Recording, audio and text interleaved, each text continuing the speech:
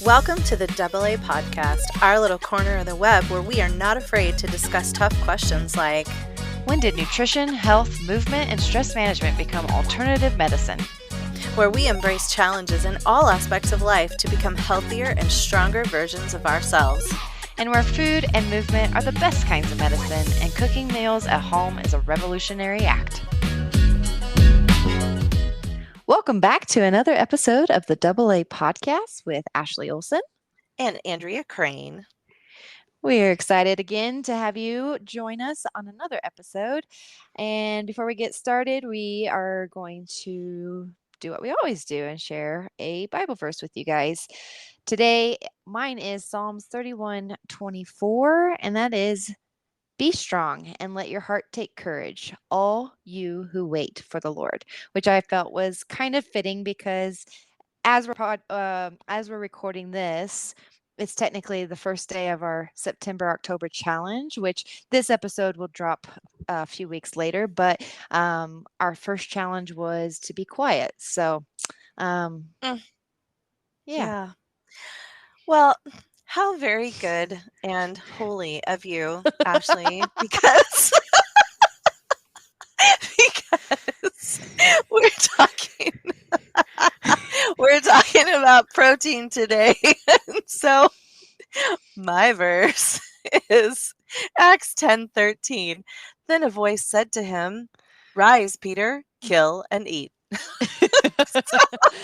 I love it. That's my verse. God That's knows awesome.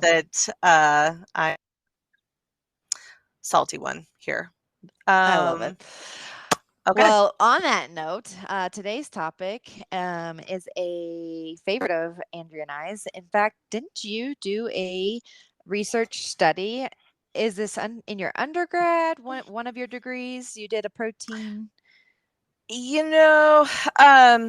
Actually, it was just I wrote an article on kind of settling the plant versus animal protein source. And I've written lots about protein. But I think the animal versus plant protein paper is probably what you're referring to, and that was it was a review of just all the research that I could find to kind of settle the what is better, is one better than the other.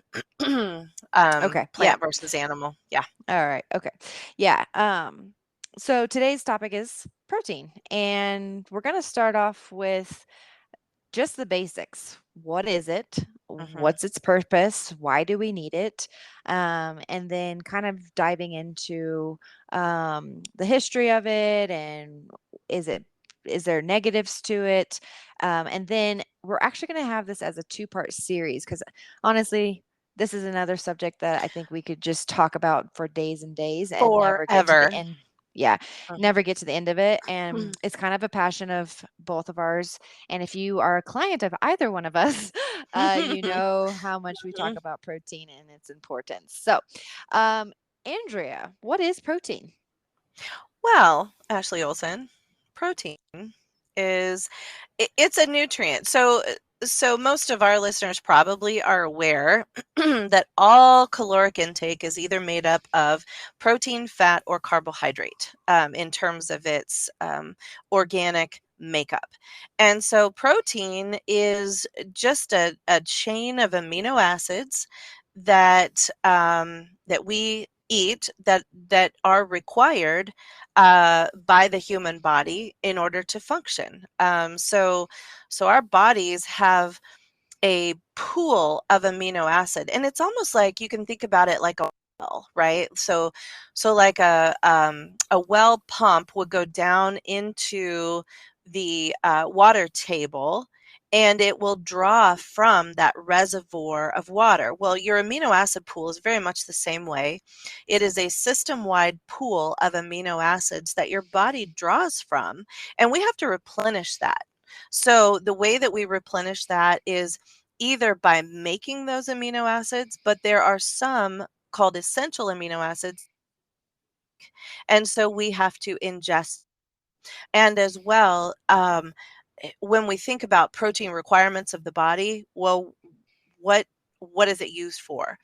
It's, we all know that protein is required to make a muscle, is also required for cellular metabolism. When you talk about enzymes in the body, every reaction is courtesy of an enzyme in your body.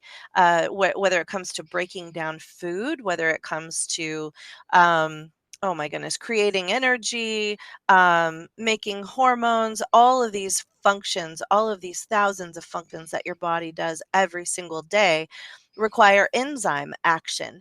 And enzymes are proteins. And so, it's not just that we need all these proteins so that we can have giant muscles. There are so many housekeeping and basic functions done by your body that require enzymes, and it will use your muscles. If you run out of, if that well runs dry and it can't draw any more amino acids out of that amino acid pool, it will start breaking down your beautiful muscles in order to enzymes, because the body works on a triage phenomenon where it's going to keep you alive, and it can keep you alive with less muscle, but it can't keep you alive without creating these enzymes. And so it will break down your muscle in order to liberate amino acids to create enzyme. So a high level overview of the important. What do you Okay, think? that I like it. I like it. And Okay. um, well, sorry, you should mention, you should mention that there are 9 essential amino acids. Yes, this is true. This is true. There are Yeah, 9. and So yeah, those 9, essential versus non-essential. Non-essential amino acids just means that your body can cobble together pieces in order to make them. But the 9 essential you can't make, and so you have to eat in order to get them. perfect. Awesome. So if nobody understands how calories are broken up, as Andrea mentioned, there are 3 major macros. So macros are protein, fats, and carbs.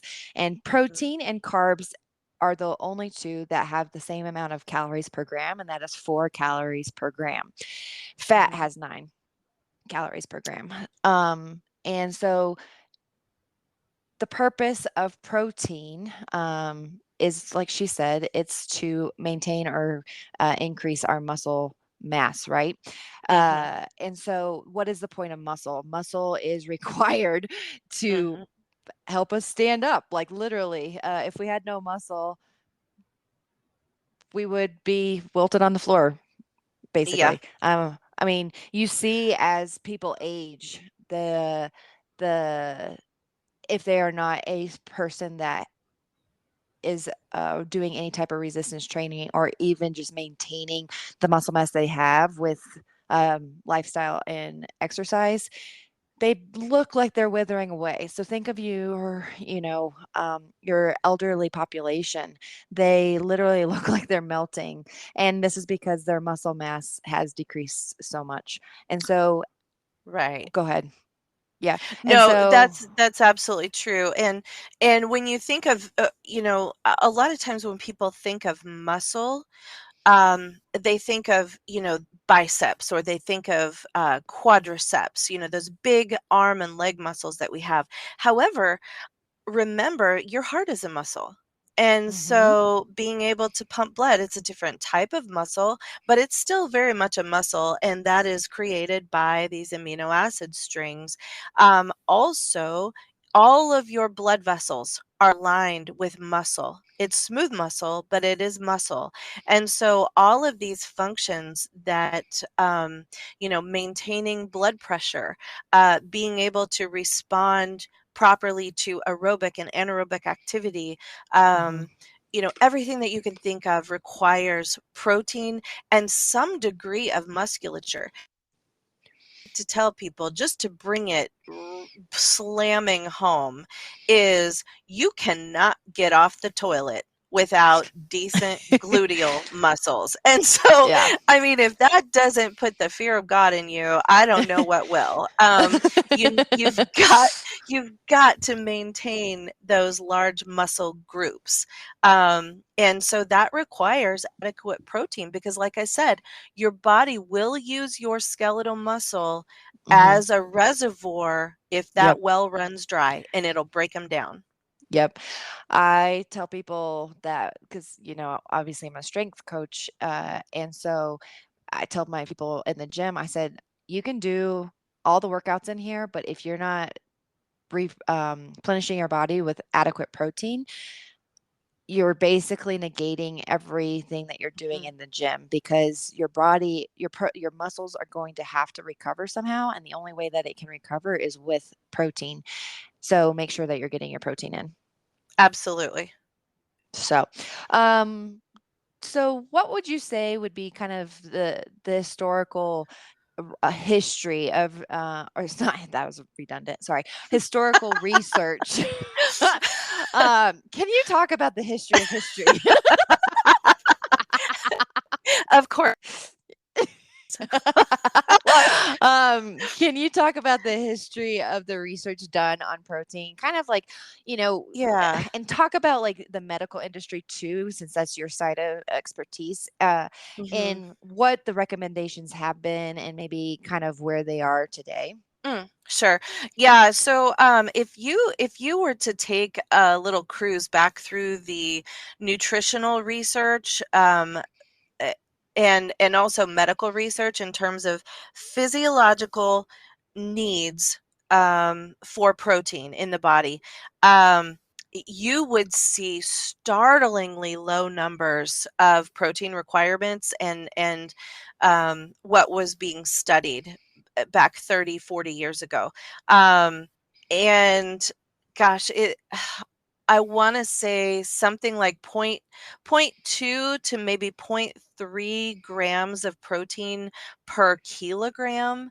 Um, Which and is like that's what? really, really low. Yes, yes. And requirements, even up until like 10, 15 years ago, were about that low. And Hmm. so, just like we talk about recommended daily allowances of like vitamin C or vitamin D, those are that those numbers are so woefully inadequate on every level. What most people don't know is that these recommended daily allowances for macro or micronutrients are literally designed only to stave off the most serious of diseases. And Hmm. so it's not for optimization.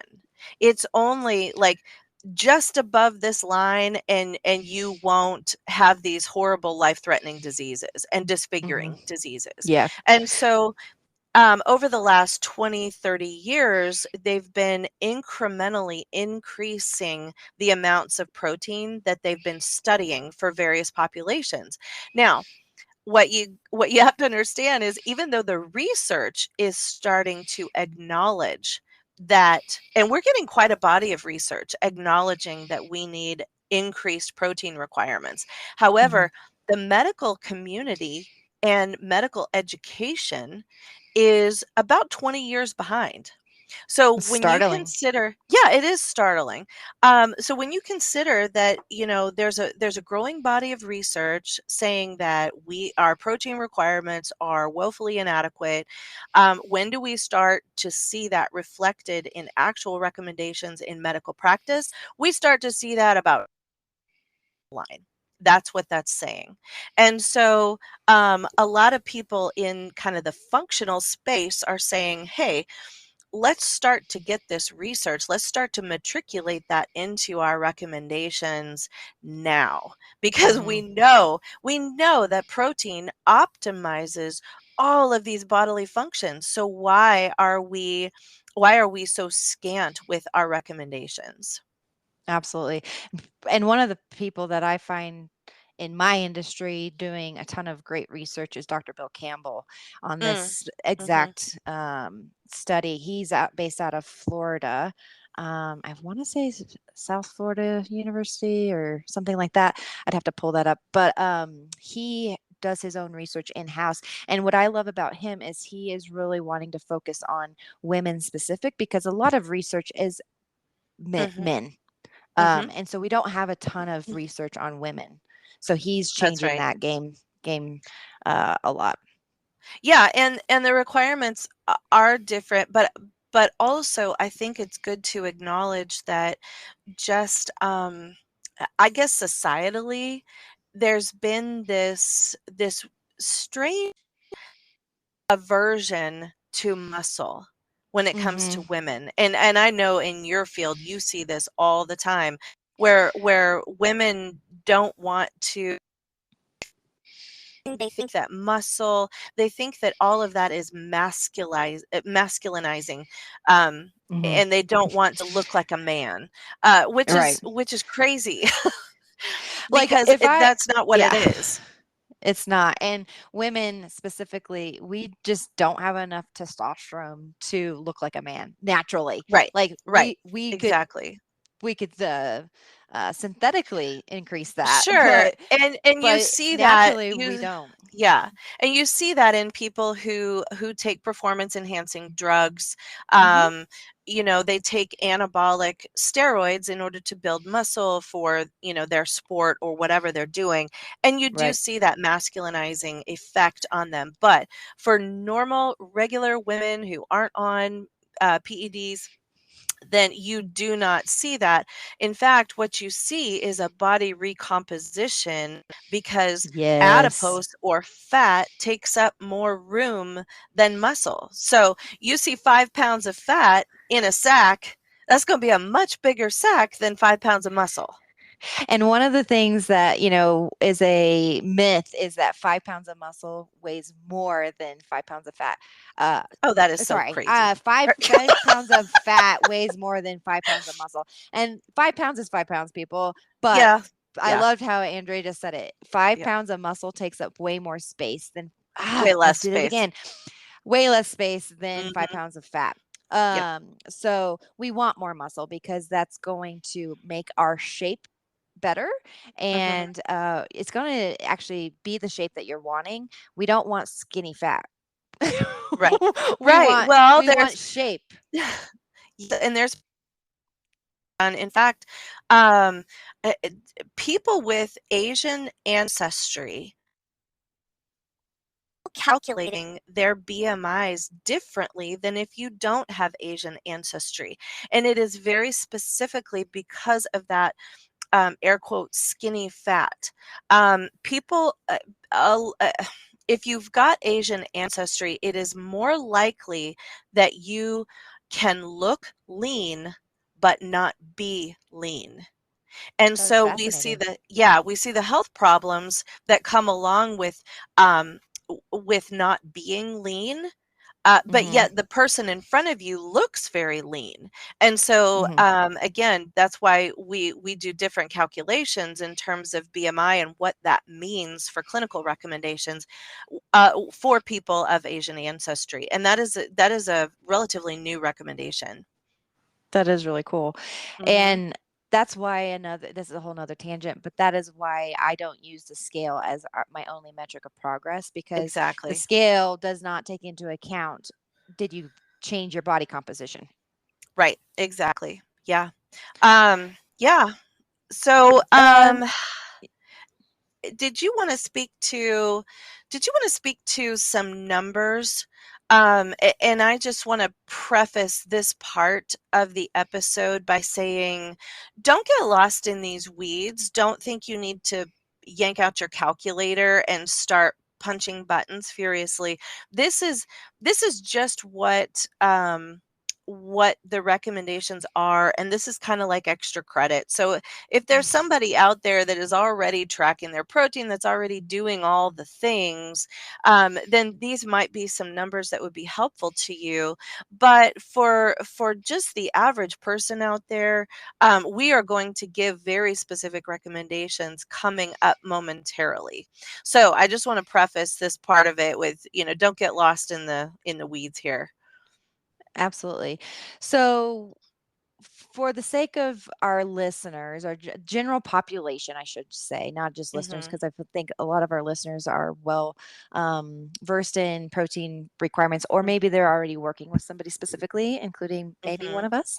But Mhm. for the general population, what I am seeing when somebody comes and works with me, what I have them do first, and what Andrea has them do as well, Mhm. is we need to just see where you're at. I can throw a Right. number out at you, but if you're eating either way less or way more, then I have no idea. And this number is like nuance. It's nothing. It doesn't mean anything, right?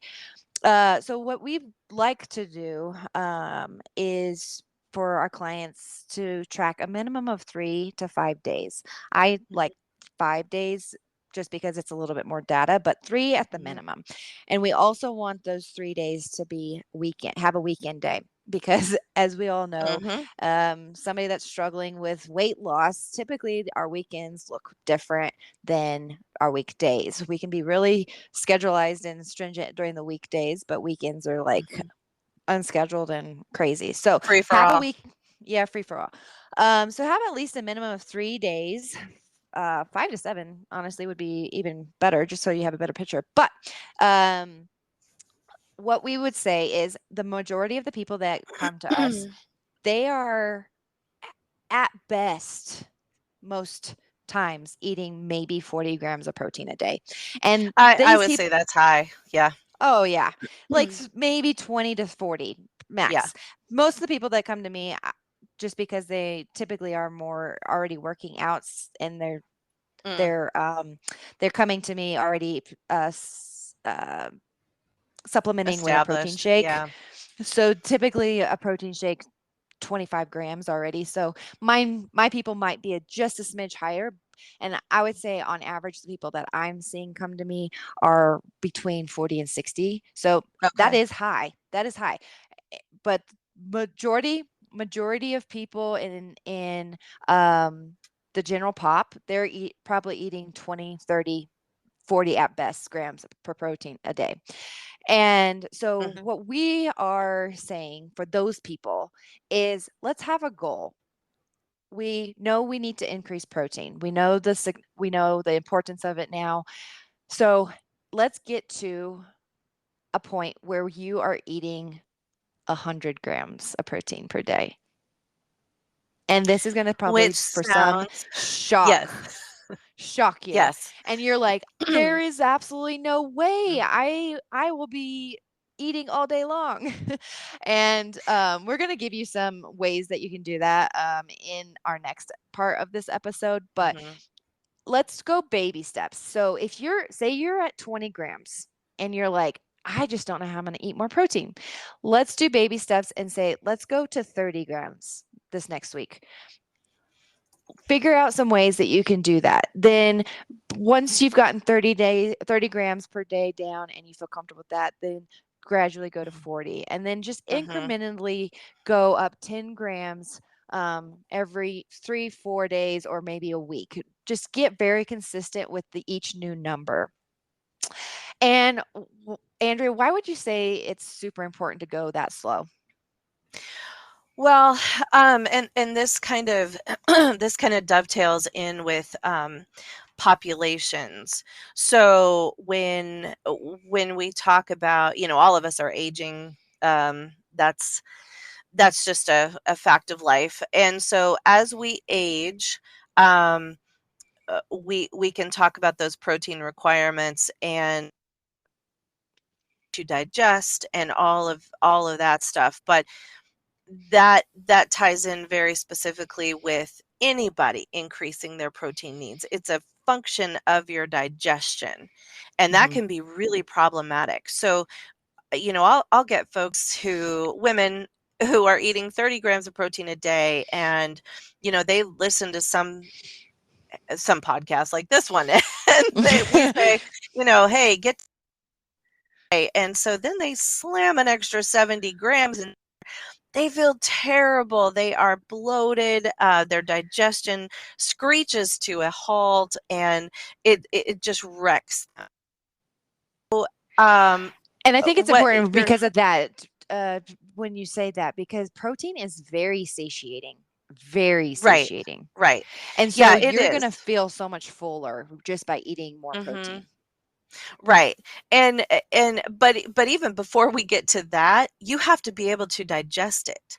And Right. so there are enzymatic functions. There are enzymatic players in your gut called proteases, and this is what breaks down animal or plant proteins into their individual amino acids, because that's how they get across the gut into your bloodstream.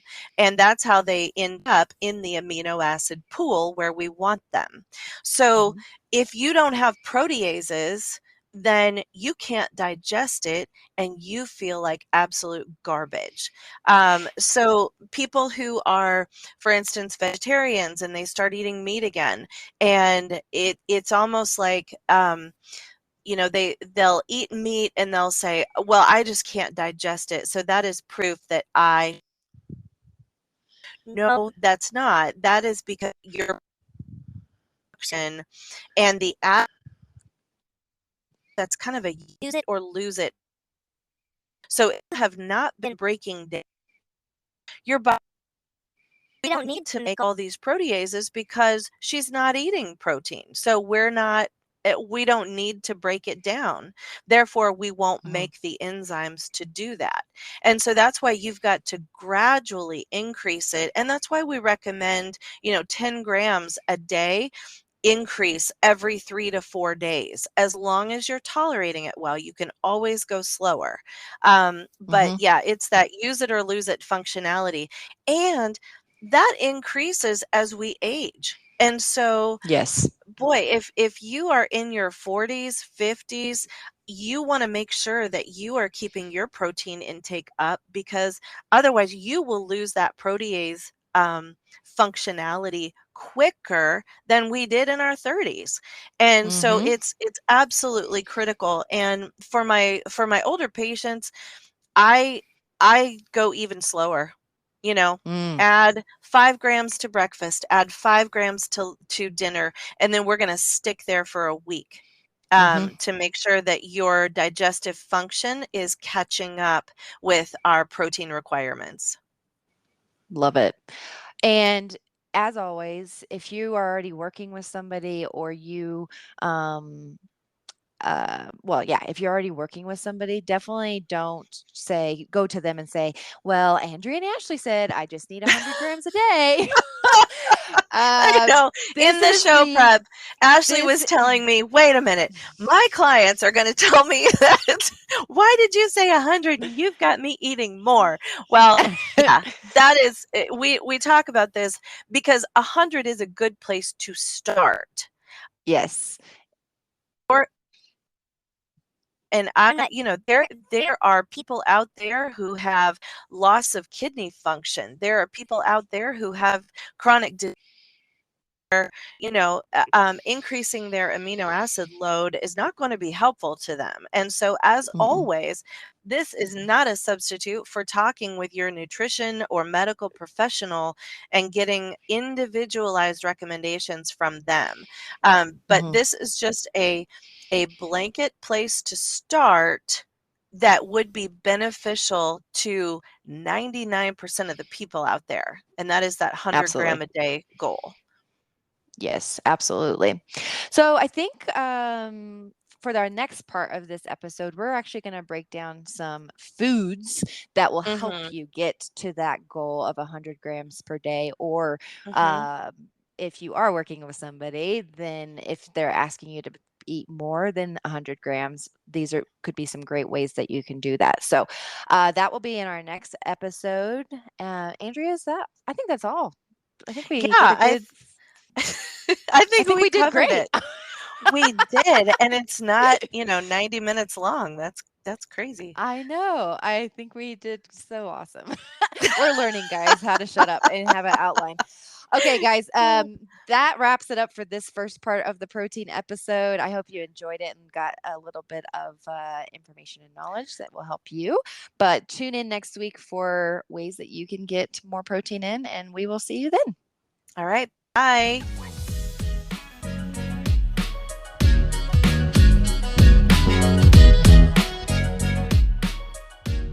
The content provided in the AA podcast is intended for informational and educational purposes only. The podcast is not a substitute for professional medical advice, diagnosis, or treatment. Always seek the advice of your physician or other qualified health provider with any questions you may have regarding a medical condition. The information and opinions expressed in this podcast are solely those of the individuals involved and do not constitute medical advice.